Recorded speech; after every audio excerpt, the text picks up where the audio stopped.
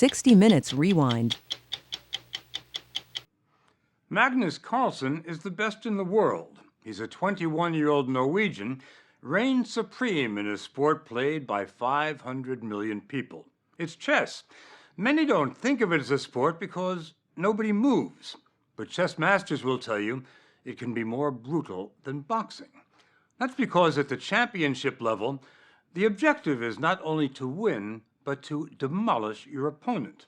That can take hours. The best players need extraordinary endurance, so most of them are young. Magnus is the youngest #1 ever. And no one can explain to you how he does what he does. It seems to come from another world, which is why he's become known as the Mozart of chess.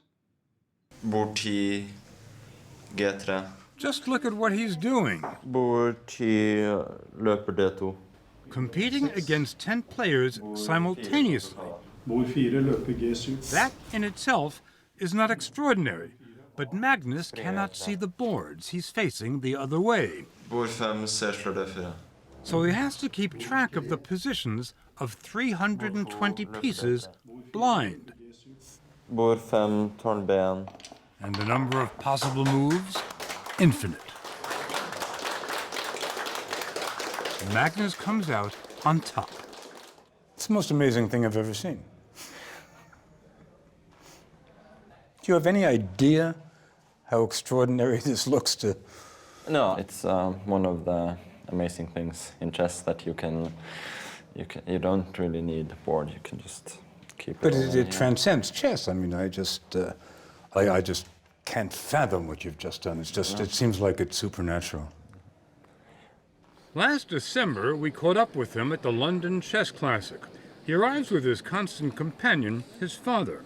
Magnus will play against 8 other top-ranked players, but he is the star, as celebrated in this world as Eli Manning is in his. The world #1 player from Norway, Magnus Carlsen. Today, Magnus is playing America's #1, Hikaru Nakamura. The match will last 4 hours and there will be no breaks. Magnus will go on a stroll now and then, but his mind won't be going anywhere. He says he's concentrating not only on this game, but on other games played by other masters at other times, which he might want to draw on now. 10,000 of them. We gave him a test.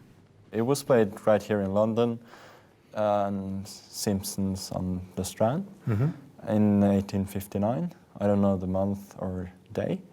You got it wrong. Not 59? 51. Wow. You see, your memory isn't superb in everything. It's not what it used to be.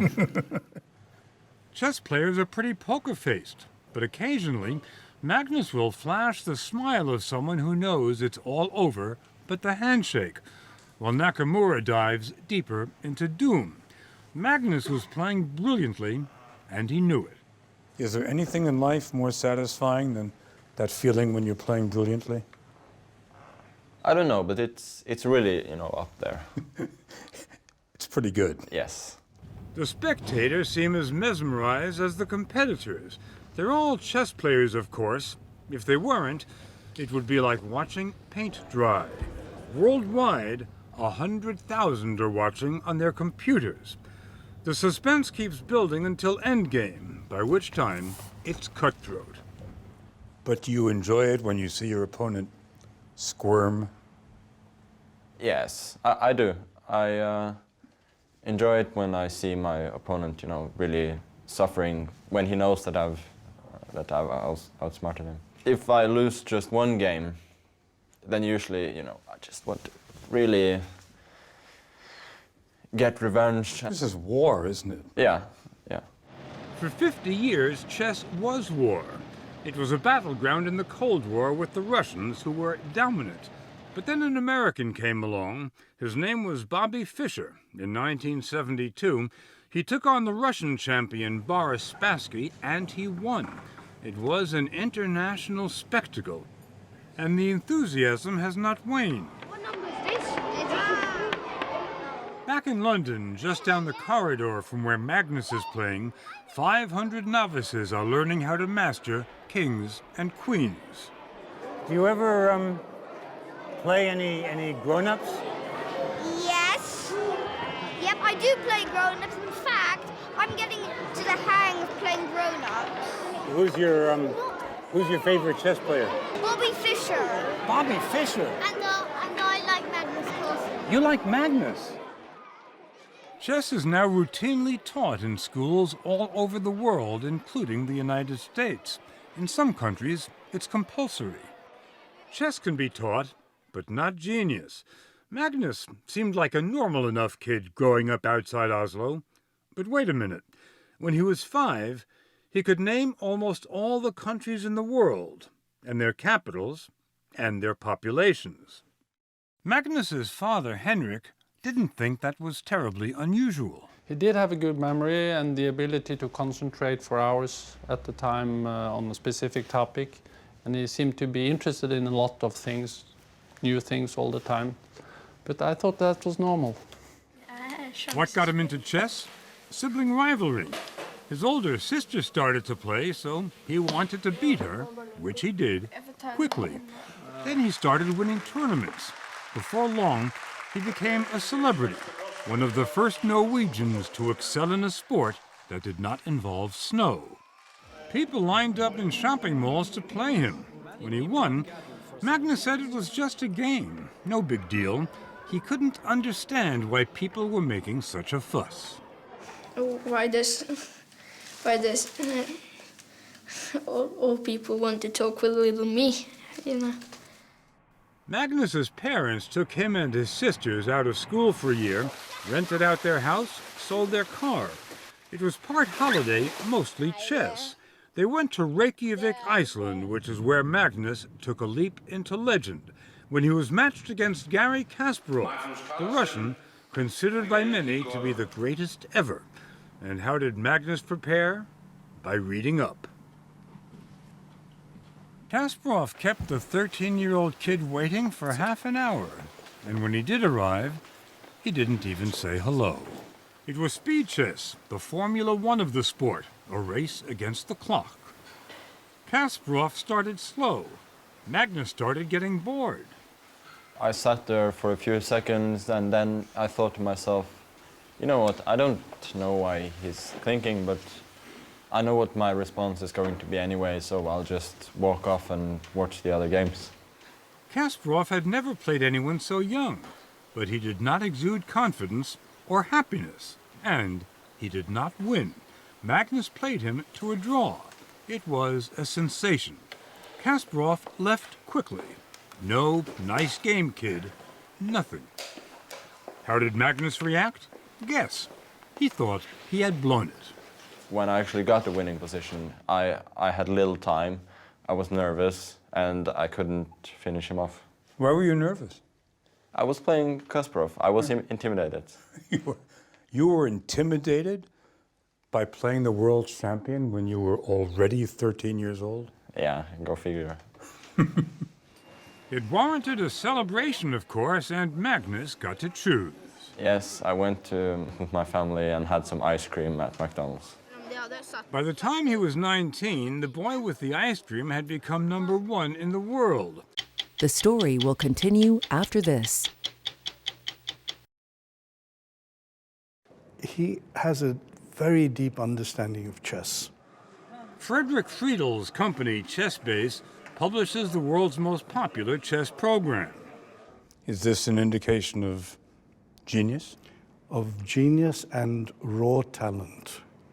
Now, Magnus still hasn't reached his peak. He hasn't really worked yet. I've heard him described as lazy, which I find quite extraordinary. I think that's an impolite term, but it's probably appropriate. Except when he's not. Magnus plays soccer whenever he can break away from the board. He's got a mean backhand, and he's moonlighting as a model. There's never been much money in chess, but Magnus is changing that. Sponsors are lining up to endorse him. He's making about $1.5 million a year. But it's a solitary life. Magnus is on the road 200 days a year now.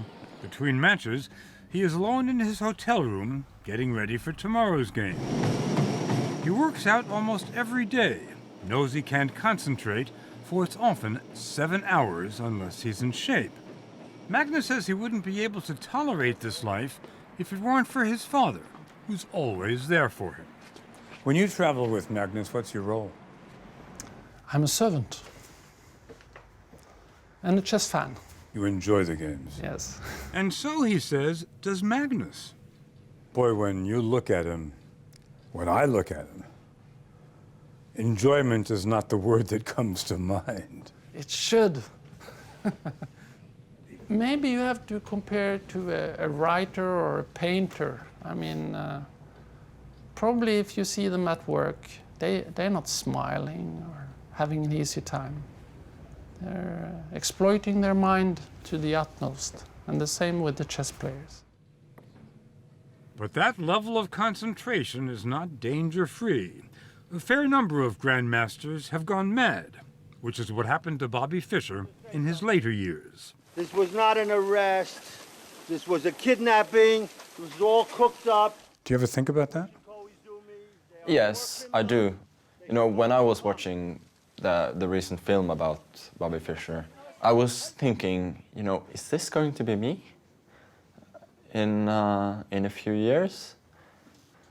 I don't think that's going to happen, but you know, it made me think a little bit that, you know, I have to be aware of this at least. People have described you as the Mozart of chess. How do you react to that? Yeah, maybe, but was Mozart ever asked how he does this? I would be very impressed if he had a good answer to that, because I think what he would say is that it just comes natural to me. It's what I do. Which is what you say. Yeah. It's what he does for fun, too, at the Oslo Chess Club where he started. He's playing a Norwegian grandmaster here. It's called bullet chess, and Magnus has a handicap. His opponent is given 3 minutes to make his moves. Magnus has 1. It's just a friendly match, but Magnus always hates to lose, so he doesn't. Oh, where's he? You got him. Yeah, I got him.